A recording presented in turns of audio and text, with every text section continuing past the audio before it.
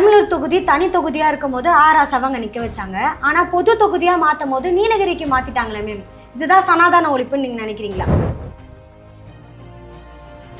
அந்த இடத்துல வந்து ஒரு பொது தொகுதியில் அவங்க கட்சிக்காரங்களவே அவங்க நிப்பாட்டாததே அவங்க சனாதனத்தை கடைப்பிடிக்கிறாங்கன்னு தான் அர்த்தம். இது கவர்னர் ஆட்சி வந்துடக்கூடாது, பிஜேபி கையில் தமிழ்நாடு போயிடக்கூடாது. கண் துடைப்பு அப்படின்னா அன்னைக்கு மக்கள் இவ்வளவு பெருவாரியான வாக்குகளை போட்டிருக்க வாய்ப்பு இல்லை. அதாவது இந்த 60 வருஷ கணக்கில் வந்து பெரிய கட்சிகள் வந்து இந்த தமிழ்நாட்டை ஆண்டிருக்காங்க. ஒரு மே மாதம் 10ஆம் தேதி பொறுப்பேற்றிருக்காங்க. அதுக்குள்ளார நம்ம எல்லாத்தையுமே அவங்கள குற்றமாகவும் நினச்சிட முடியாது. திமுக எங்களுக்கு மரியாதை கொடுக்கல, அது உண்மையானது. எங்கள் தலைவர் வந்து உண்மையாக அந்த கூட்டணியில் இருந்தார், உண்மையாக இருந்தார். நாங்கள் எங்கள் தலைவருக்கு விஜய் அவர்கள் கூட நீங்க சேர்ந்து பயணிக்கிறதுனால உங்க கொள்கையில ஏதாவது பிரச்சனை ஏற்படும் அப்படின்னு நினைக்கிறீங்களா? அது கட்டடத்தை வந்து புதுப்பிச்சிருக்கோம், அதனால சோபா ஆர்டர் கொடுத்துருந்தா சோபா ஆர்டர் அன்னைக்கின்னு வந்துருச்சு. உங்களை மாதிரி சின்ன வயசு ஆட்கள்லாம் அன்றைக்கி அமைச்சர் எம்எல்ஏக்கள்னு போகும்போது அந்த இடத்துல எங்களுக்கு எல்லா நம்பிக்கையுமே உருவாகுது இல்லையா? சிகப்பு நாடா நேயர்களுக்கு வணக்கம். இன்னைக்கு நம்ம கூட யார் இருக்கான்னு பார்த்தீங்கன்னா, விடுதலை சிறுத்தை கட்சியோட மிகப்பெரிய தூணாகவும் அவங்க நேரத்தையும் அவங்க உழைப்பையும் முழுமையாக விசிகேக்குனே அர்ப்பணித்த மதுரை நாடாளுமன்ற செயலாளரான ஆர் பாண்டியம்மாள் தான் நம்ம கூட இருக்காங்க. அவங்க கிட்ட பேசலாம் வாங்க. இந்த ஆட்சியை பற்றி மக்கள் கிட்ட சொல்லணும்னா என்ன சொல்வீங்க? மக்கள்கிட்ட வந்து இன்னைக்கு எதிர்பாராத ஒரு வெற்றியை பெற்ற எம்எல்ஏக்கள், அமைச்சர்கள், முதலமைச்சர் ஆதவர்ஜனா, சி ஆனந்த் இவங்களை போன்றவங்கெல்லாம் வந்து ஒரு கண்ணியமாகவே நாட்டை வழிநடத்தணுங்கிற இடத்துக்கு போகிறாங்க. அவங்களுக்கு நம்ம ஒத்துழைப்பு கொடுத்து நம்மளுடைய தேவைகளை வந்து சரியான வழிக்கு அந்த நம்ம கொண்டு போய் கேட்டால் நம்மளுக்கு வந்து தமிழ்நாடு இன்னமும் கொஞ்சம் நல்ல பூங்காவனமாக இருக்கும், மக்கள் வந்து கஷ்டப்படாமல் இருப்பாங்கன்னு நம்புகிறோம். ஏன்னா 50 வருஷ காலத்தில் வந்து ஜெயிச்சு பெரிய ஆளாக இருக்கிறவங்க, அமைச்சராக இருக்கிறவங்க, முதலமைச்சராக இருக்கிறவங்க, துணை முதலமைச்சராக இருக்கிறவங்க, இவங்க தான் அந்த ஆண்டவங்க மட்டும்தான் அவங்க பெரிய ஆள் அப்படின்னு நினச்சிக்கிட்டு இருந்தவங்களுக்கு மத்தியில் உங்களை மாதிரி சின்ன வயசு ஆட்கள்லாம் அன்றைக்கி அமைச்சர் எம்எல்ஏக்கள்னு போகும்போது அந்த இடத்துல எங்களுக்கு எல்லா நம்பிக்கையுமே உருவாகுது இல்லையா? உங்களை பொறுத்த வரைக்கும் இந்த ஆட்சி எப்படி இருக்குது அப்படின்னு நினைக்கிறீங்க? நல்லா இருக்குது. அது போக போக இது இப்படியே நல்லா கொண்டு போனால் நல்லாயிருக்கும். மக்களுக்கான சேவையெல்லாம் எப்படி பண்ணுறாங்க அப்படின்னு நினைக்கிறீங்கண்ணா? இன்னும் மக்களுக்கான சேவையில் அவங்க இறங்கலை.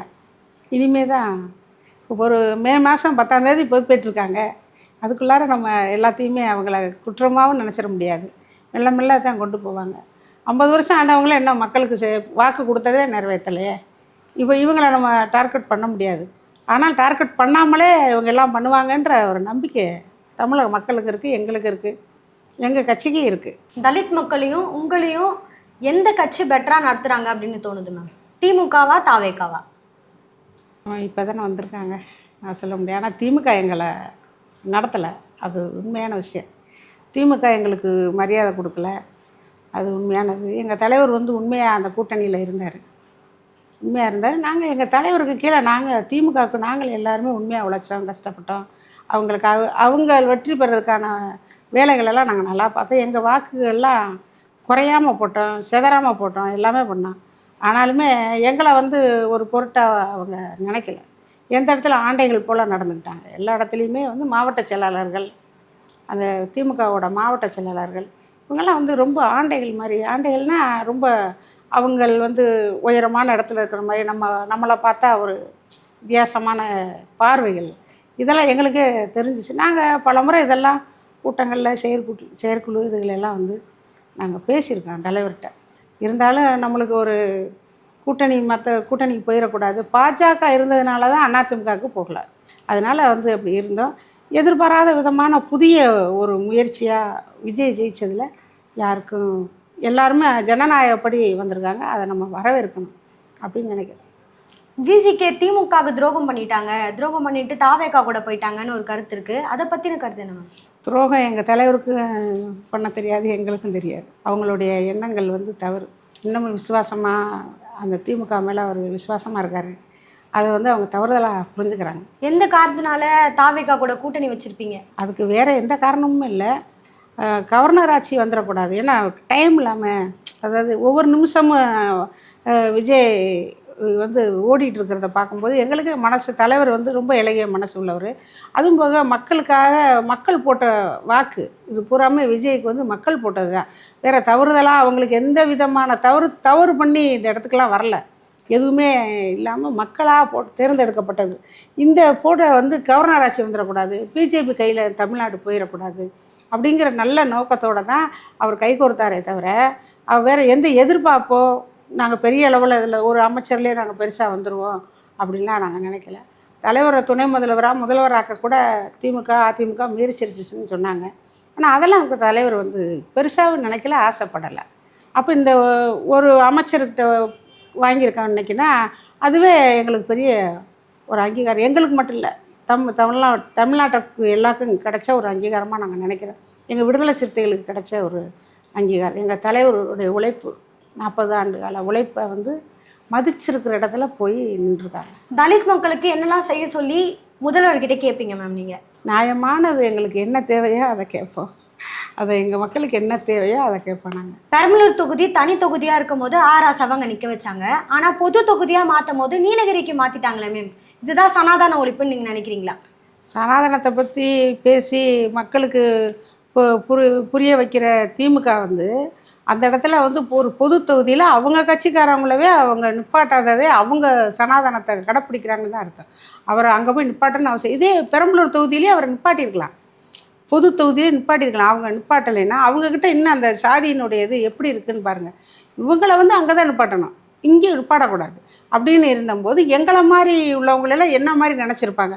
அதே கட்சியிலே உழைச்சவர் தான் ராசா, அதே கட்சிக்கே வந்து அமைச்சராக இருந்தவர் ராசா, அதே கட்சிக்கு தான் மத்திய அமைச்சரவையாக இருக்கும்போது அவர் வந்து அள்ளி கொடுத்தவர் தான் ராஜா, வழக்கில் போனவர் ராஜா.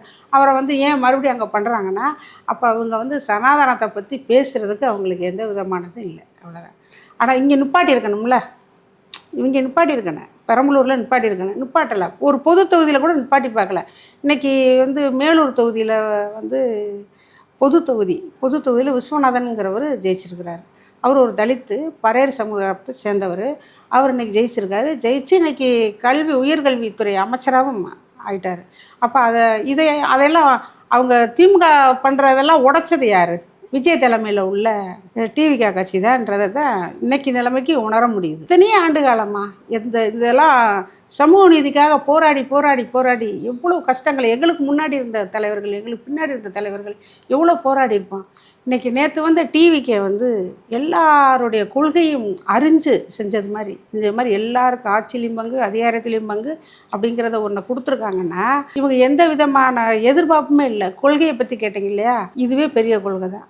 எல்லாருக்கும் பகிர்ந்தளித்ததே பெரிய கொள்கை தான். ஒரே ஒரு அமைச்சர் தான் இருக்காரு, இந்த அமைச்சரை வச்சு உங்களோட கொள்கையெல்லாம் சரியாக பயன்படுத்த முடியும்னு நினைக்கிறீங்களா? கண்டிப்பாக முடியும். விஜயோட அரசியல் கொள்கை உங்களுக்கு ஓகேவா மேம்?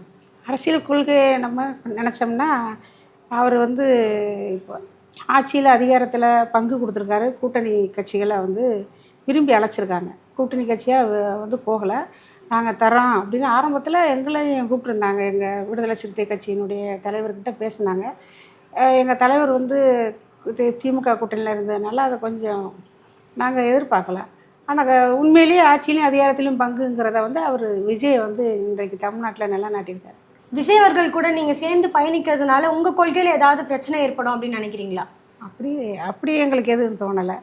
அப்படி எங்களுக்கு அப்படிப்பட்ட எண்ணங்கள் இருந்தால் தலைவர் இந்த முடிவுக்கு வந்திருக்க மாட்டார். எங்கள் கொள்கையில் எதுவுமே அது மாற்றம் ஏற்படாது. எதிர்க்கட்சி தலைவர் சோஃபா மாடல் கூட்டணி அப்படின்ற மாதிரி சொல்லியிருக்காரு. திருமாவர்கள் வீட்டுக்கு எதுக்கு சோஃபா போச்சு அப்படின்ற மாதிரி மக்கள்கிட்டையும் கேள்வி இருக்குது. அதை பற்றின கருத்து என்ன மேம்? அவர் இன்னைக்கு ஒரு தோல்வி அடைஞ்சதுனால அவங்க மிகப்பெரிய இடத்துல இருக்க பெரிய கட்சிக்காரவங்க, ஆனால் அதை வந்து அவங்க புரிஞ்சுக்காமல் சில வார்த்தைகளை பேசுகிறாங்க. ஆனால் அதை திருப்பி நம்ம தாக்கணும், வார்த்தையால் சொல்லால் செய்யணுன்றது எங்கள் தலைவருக்கோ எங்கள் கட்சிக்கோ இல்லை. சோபான்னா அது கட்டடத்தை வந்து புதுப்பிச்சிருக்கோம், அதனால சோபா ஆர்டர் கொடுத்துருந்தா சோபா அன்னைக்கின்னு வந்துருச்சு. வந்ததை எங்களால் ரிட்டர்ன் பண்ண முடியலை. சரி, நாங்கள் புது சோபா புது அறைகளில் போடுறதுக்காக வாங்கினோம். அதை வந்து வேறு மாதிரி அவங்க ப்ளே பண்ணி பேசுகிறாங்கன்னா அது அவங்களுடைய அறியாமை தான். விசிகேவை சேர்ந்தவங்களாம் மதுரையில் போராட்டம் நடத்தும் போது போலீஸோட தலையீடு இருக்கும்னு நினைக்கிறீங்களா, இல்லை ஆளும் கட்சி கூட இருக்காங்க அப்படின்ற காரணத்தினால போலீஸ்லாம் தலையிட மாட்டாங்க அப்படின்னு நினைக்கிறீங்களா? ஏற்கனவே ஆளுங்கட்சி கூட்டணியில் தானே நாங்கள் எங்களை நிறையா குண்டாசு போட்டாங்க, அடித்தாங்க. நாங்கள் நிறைய கஷ்டங்கள் அனுபவிச்சோம், நிறைய வழக்குகளை சந்தித்தோம். இப்போ இந்த கூட்டணியிலையும் வழக்கு இந்த கூட்டணியில் கொஞ்சம் எல்லாமே மாறும்னு நினைக்கிறேன். மக்களுக்கான போராட்டத்தில் காவல்துறை எங்களுக்கு ஒத்துழைக்கும்னு நினைக்கிறேன். 2020 பாஜகவுக்கும் விசிகேக்கும் இடையில சண்டை நடந்ததுனால உங்கள் மேலே கேஸ் போட்டிருக்காங்க. இந்த ஆட்சியில் அது எடுத்துருவாங்க அப்படின்னு நினைக்கிறீங்களா? இன்னும் அதே கேஸ் இருக்கும்னு நினைக்கிறீங்க? அது எந்த அரசாங்கம் வந்தாலும் அப்படி எடுக்கிறதுக்கான வாய்ப்புகள் கிடையாது. நாங்களாக தான் கோர்ட்டில் நீதிமன்றத்தில் அதை வழக்காடி அதை சரி பண்ணிக்கிறோங்க. நாங்கள் எங்கள் தலைவர் சொல்லுவார், சில நேரங்களில் கூட்டணியில் ஜெயித்த உடனே அந்த லிஸ்ட்டெல்லாம் கேட்பார். எவ்வளோ உள்ளே கொடுத்துருங்க, இது வரைக்கும் நடக்கலை. இதில் நடந்தால் ஒரு நமது இப்போ புதிய முதல்வர் விஜய் ஆட்சியில் நடந்தால் நல்லது தானே, ஒரு நம்பிக்கை இருக்குது. ஏன்னா மக்கள் செல்வாக்களை வந்திருக்காங்க, மக்களோட எதிர்பார்ப்பை நிறைவேற்றுவாங்க. விசிகேயோட கொள்கையை டாஸ்மார்க்கை முழுமையாக ஒழிக்கணும் அப்படின்றது தான். தாவேக்காலேருந்து நாங்கள் கொஞ்சம் கொஞ்சமாக தான் ஒழிப்போம் அப்படின்ற மாதிரி சொல்லியிருக்காங்க. உங்கள் கூட கூட்டணி வைக்கிறதுனா அவங்க கூட கூட்டணி வைக்கிறதுனால உங்கள் கொள்கையே மாற்றிப்பீங்களா அப்படின்ற மாதிரி ஒரு கேள்வி இருக்குது. அதுக்கு என்ன மேம் பதில் சொல்வீங்க? திமுகவில் வந்து அதை சொல்லி தான் டாஸ்மாக் கடை எல்லாத்தையும் நாங்கள் எடுத்துருவோன்னு தான் சொன்னாங்க. அவங்க இது வரைக்கும் எடுக்கலை. இப்போ தான் 10ஆம் தேதி ஆட்சிக்கே வந்திருக்காங்க, அமைச்சர்கள்லாம் இப்போ தான் போட்டிருக்காங்க. இது கொஞ்சம் கொஞ்சமாக குறைக்கிறது நல்லாயிருக்கும். அதை கட்டாயம் வந்து விஜய் அவர்கள் ஆட்சி வந்து கொண்டு வருங்கிற நம்பிக்கை மக்களுக்கு இருக்குது. அதை கொண்டு வருவாங்க, அது எடுத்துருவாங்கன்ற நம்பிக்கையும் எங்களுக்கு இருக்குது. உடனே செய்ய முடியாது இல்லையா, யாராக இருந்தாலும். கண் துடைப்புக்காக தான் எல்லாமே பண்ணுறாங்க, எதுவும் செயல்படுத்த மாட்டாங்க அப்படின்ற மாதிரி தாவேக்கா மேலே ஒரு குற்றச்சாட்டு வைக்கிறாங்க. அதை பற்றி நீங்கள் எப்படி பார்க்குறீங்க? கண் துடைப்பு அப்படின்னா அன்னைக்கு மக்கள் இவ்வளவு பெருவாரியான வாக்குகளை போட்டிருக்க வாய்ப்பு இல்லை. அதாவது இந்த 60 வருஷ கணக்கில் வந்து பெரிய கட்சிகள் வந்து இந்த தமிழ்நாட்டை ஆண்டிருக்காங்க. இது வரைக்கும் யாருமே செய்யாத ஒரு சாதனையை எல்லா மக்களுக்குமே அவங்க செஞ்சிட்ருக்காங்க. கூப்பிட்டு வச்சு கூட்டணிக்குள்ளே மரியாதை கொடுத்து எல்லாம் பண்ணியிருக்காங்க. ஆனால் இந்த ஆட்சி அதிகார பங்கை வந்து பெரிய கட்சிகள் இது வரைக்கும் தமிழ்நாட்டில் சுவைச்சிக்கிட்டே அவங்களே வளர்ந்துக்கிட்டே போயிட்டாங்க. ஆனால் இன்றைக்கி நடக்கிற ஆட்சியில் எல்லா தேவைகளையும் நிறைவேற்றுவார் விஜயங்கிறத நம்புகிறோம். 75 ஆண்டு காலத்தில் விசிகேக்கு அமைச்சர் பதவி இப்போ தான் கொடுத்துருக்காங்க. அதை பற்றி நீங்கள் எப்படி பார்க்குறீங்க? தாவேக்கா ஏன் கொடுத்துருப்பாங்க அப்படின்னு நினைக்கிறீங்க? அவங்கக்கிட்ட எந்த சுயநலமுமே இல்லை. எங்கிட்ட வந்து இந்த 2 சீட் இருக்குது அப்படிங்கிறது கூட ஏற்கனவே ஆதவர்ஜுனா அவர் அமைச்சர் கூட நம்ம கட்சியில் ஏற்கனவே பயணித்தவர் தான். அவர் வந்து தலைவர்கிட்ட கொஞ்சம் நெருக்கமாக இருப்பார்.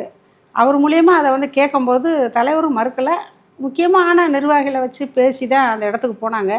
இந்த அமைச்சர் பதவியெல்லாம் எங்களுக்கு மாற்ற வரலைங்கிறத விட இந்த சமூகத்துக்கு ஒரு மாற்றத்தை கொண்டு வந்தவங்களை மதிக்கணும், நம்ம சல்யூட் அடிக்கணும். இவ்வளோ நேரம் நான் கேட்ட கேள்விக்கெலாம் பொறுமையாக பதில் சொன்னதுக்கு ரொம்ப நன்றி மேம். என்னை அழைச்சி இந்த பேட்டி அளித்ததுக்கு ரொம்ப நன்றியை தெரிவிச்சுக்கிறேன்.